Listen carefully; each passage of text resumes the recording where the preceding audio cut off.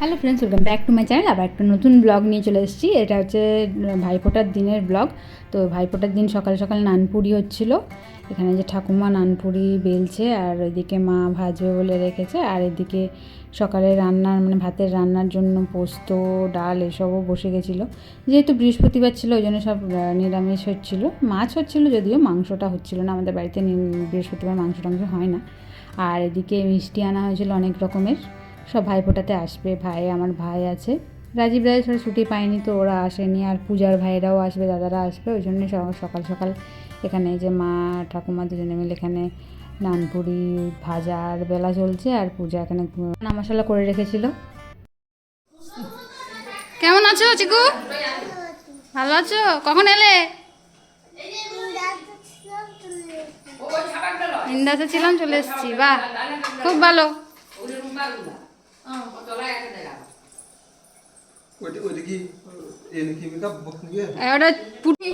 দেখি দান্তি ভালো লাগছে, হাতটা ঘুরে আছে। দেখি মৌমিতা একটা দেখি, দাঁড়াও, তোমার একটা সরে গেছে। দাঁড়া দাঁড়া,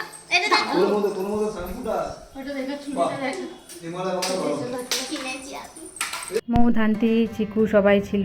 আর এই যে আমার লুক, চিনন শাড়িটা পরেছিলাম, পুজোর সময় নিয়েছিলাম, বাট পুজোতে তো আর সেরকম বেরোনো হয়নি রোজ রোজ, তো ওই জন্যে পরাও হয়নি। ভাবলাম ভাইফোঁটাতেই একবারে পরবো। আর ব্লাউজটা আলাদা করে মিশো থেকে অর্ডার দিয়েছিলাম অনলাইনে, তো মিশোর থেকে ব্লাউজটা চিননটা নিয়েছিলাম শান্তিপুরে গিয়ে। শান্তিপুরের ব্লগ আমি পোস্ট করেছিলাম, রুম্পাস রিল 2.0 ব্লগ চ্যানেলটাই আছে আমার। দুটো চ্যানেল, এই চ্যানেলটা অফ হয়ে গেছিলো বলে তখন ওই চ্যানেলটা ওপেন করেছিলাম।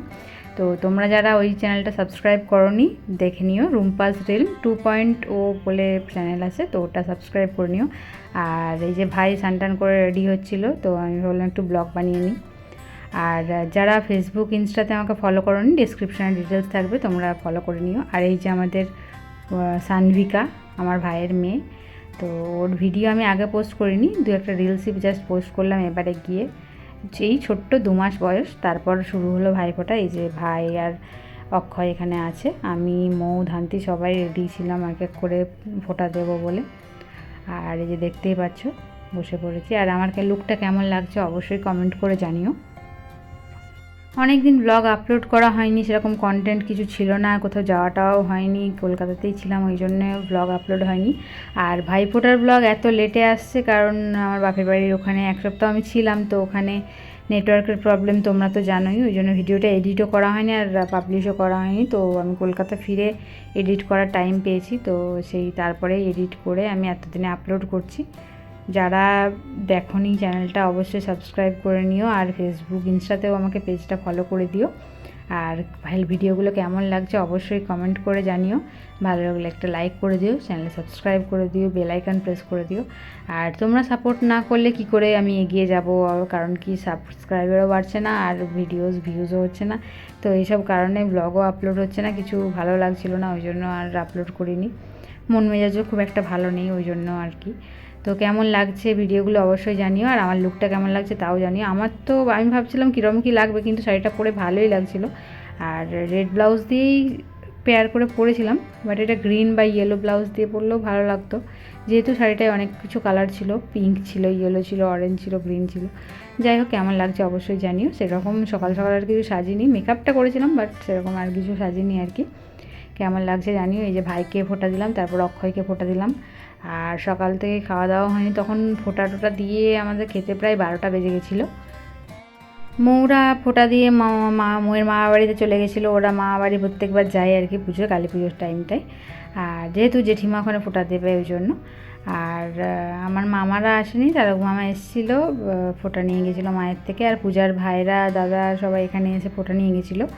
যেহেতু আমাদের পুটু এখনও ছোটো, বটু মানে ভাইয়ের মেয়ে আর কি, ছোটো, তো পূজা যেতে পারেনি বলে ওর ভাই দাদারাও এখানেই এসে ফোঁটা দিয়ে গেছিলো আর কি।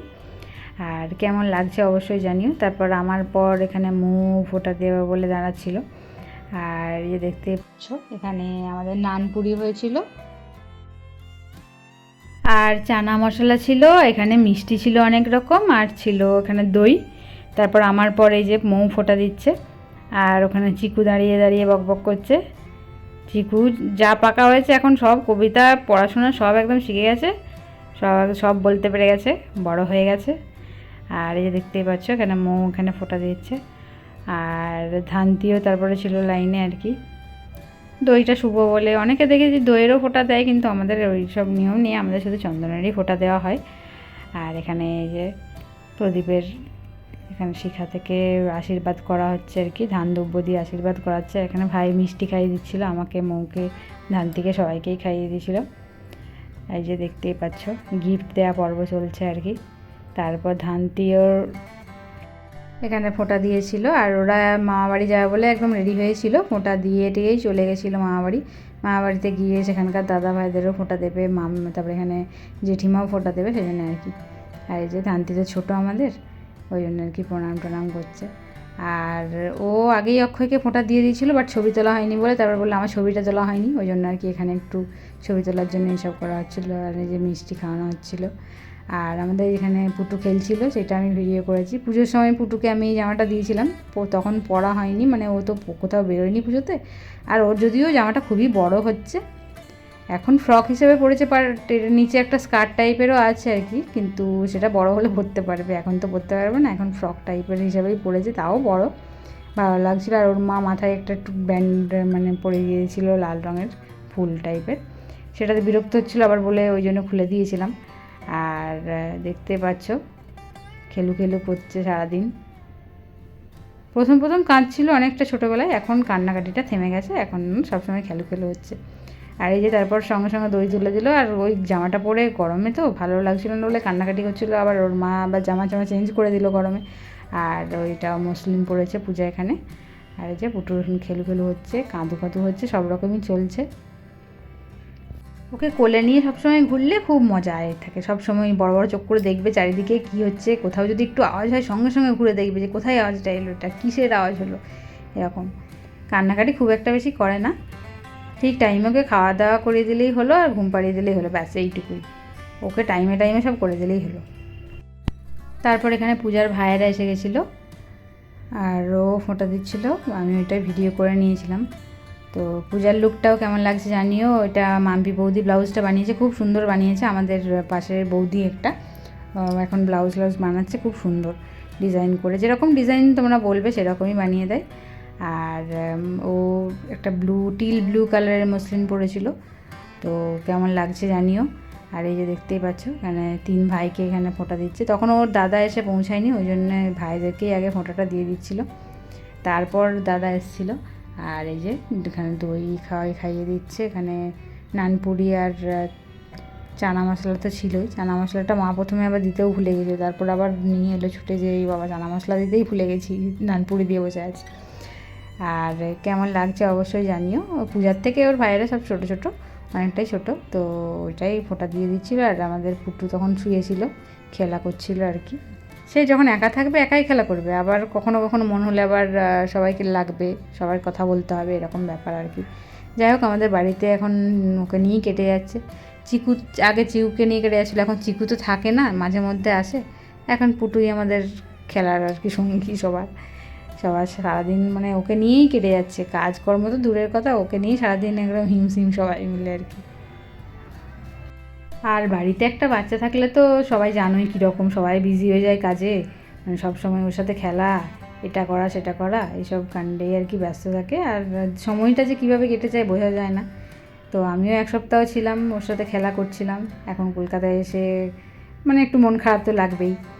যাই হোক, তো কেমন লাগছে ব্লগটা অবশ্যই জানিও। আর তোমরা ভাইফোঁটায় কে কোথায় গেছিলে, তোমরা বাপের বাড়ি গেছিলে না তোমার ভাইয়েরা এসেছিলো, সেই সব কমেন্ট করে জানিও। আর আমার ব্লগটা কেমন লাগলো সেটাও জানিও, কিছু যদি ফিডব্যাক থাকে সেটাও অবশ্যই দিও, যে কোনটা বেটার করলে ভালো হয়, কীভাবে ভিডিও আপলোড করব, কী করব না করব, কারণ সাবস্ক্রাইবার ভিউজ এসব কিছুই বাড়ছে না, তো কীরকম কী করলে ভালো হয় সেটা তোমাদের কাছে ফিডব্যাক পেলে আমিও বেটার করতে পারতাম, ইমপ্রুভ করতে পারতাম। তো অবশ্যই জানিও কি তোমাদের ফিডব্যাক, কী কমেন্ট, আমি চেষ্টা করবো সেগুলো ইমপ্রুভ করার। আর আগেও বললাম, যারা আমার ফেসবুক ইনস্টাতে ফলো করোনি তারা অবশ্যই ফলো করে দিও পেজটা, ওখানে আমি অনেক আপডেট দিতে থাকি, ফটো আপলোড করতে থাকি, কোথায় কী যাচ্ছি না যাচ্ছি এই সব কিছু, তো অবশ্যই জানিও। আর সাবস্ক্রাইব করে দিও চ্যানেলটা। আর এই যে সব ভাইয়েরা উঠে গেছে দিদিকে প্রণাম করার জন্য, দিদি আবার শাড়ি তুলে একদম দাঁড়িয়েছে, পা তুলে একদম প্রণাম নেওয়ার জন্য। তো এসব মজার আর কি এখানে হচ্ছিল। তারপর পূজার দাদা তারপরে এলো, পূজার ভাইয়েরা তখন চলে গেছিলো আর ওর দাদা এলো। তো পূজার দাদাকেও ফোনটা দিয়ে দিচ্ছিলো। দেখতেই পাচ্ছ সমস্ত কিছু আমি ভিডিও ক্লিপিংস নিয়েছি ভিডিওতে আপলোড করার জন্য, ব্লগে আপলোড করার জন্য। আর কেমন লাগছে অবশ্যই জানিও।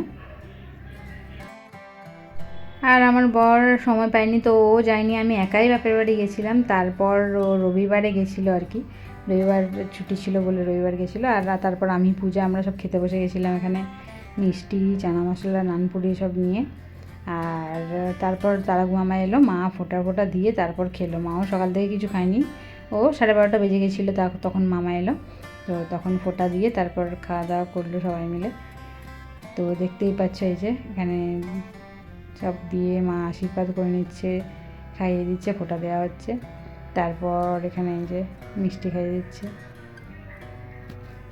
কালী পুজোয় আমি শ্বশুরবাড়িতে ছিলাম, বাট কোথাও বেরোনো হয়নি, ওই জন্য ব্লগ করাও হয়নি। তো কালী পুজোর ব্লগ ওই জন্যই তোমরা দেখতে পাওনি।